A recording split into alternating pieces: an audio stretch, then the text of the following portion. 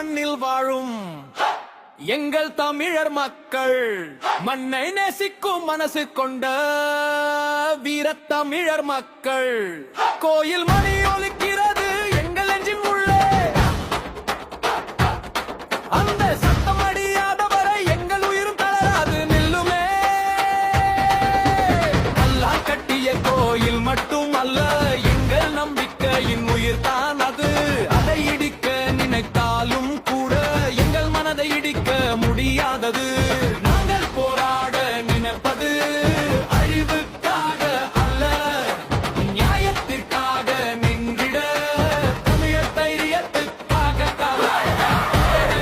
வீரமும் கொண்டு நின்று நிற்க நினைக்கிறோம். தமிழன் என்ற பெருமையோடு உலகத்துக்கு சொல்ல நினைக்கிறோம்.